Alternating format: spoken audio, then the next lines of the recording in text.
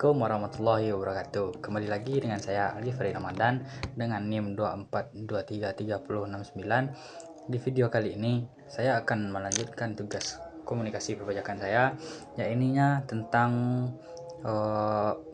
keterampilan dalam komunikasi perpajakan. Baiklah, langsung saja untuk materinya, yaitu di sini keterampilan dalam komunikasi perpajakan ada 4. Dalam buku teori komunikasi massa menurut McCall 2011 dijelaskan bahwa komunikasi yang efektif membutuhkan keterampilan khusus, yaitu membaca, mendengar, menulis, dan berbicara.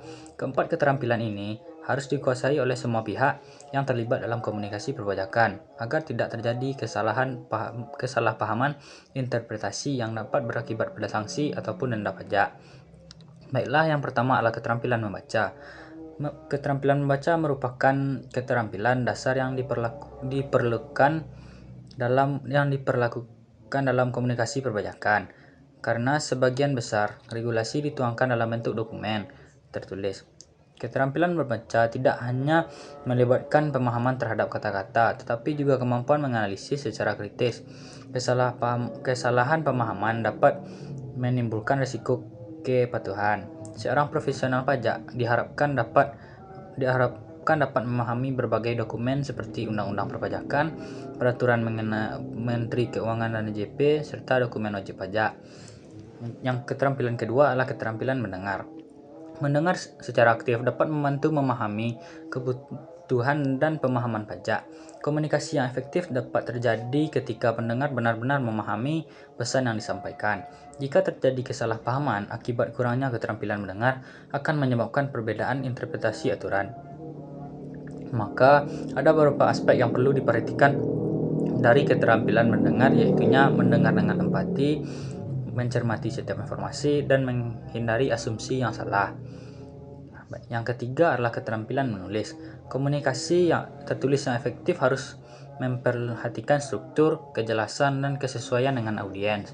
Dalam konteks perpajakan, dokumen tertulis harus menggunakan bahasa yang jelas agar tidak menimbulkan multitafsir yang dapat merugikan wajib pajak atau otoritas pajak. Dan beberapa bentuk komunikasi tertulis dapat meliputi penyusunan SPT yang jelas, akurat, dan sesuai regulasi. Yang kedua, pembuatan keberatan atau banding pajak. Dan yang ketiga, komunikasi resmi dengan instansi terkait atau DJP. Dan yang terakhir adalah keterampilan berbicara.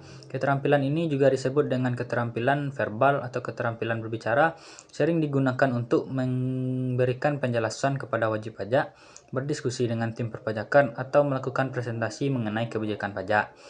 Dalam komunikasi perpajakan, keterampilan berbicara yang efektif meliputi kemampuan menjelaskan regulasi dengan bahasa yang mudah dipahami, kecakapan dalam proses negosiasi seperti penyelesaian kasus sengketa pajak, penggunaan intonasi dan ekspresi yang tepat saat menyampaikan informasi atau berbicara dengan wajib pajak.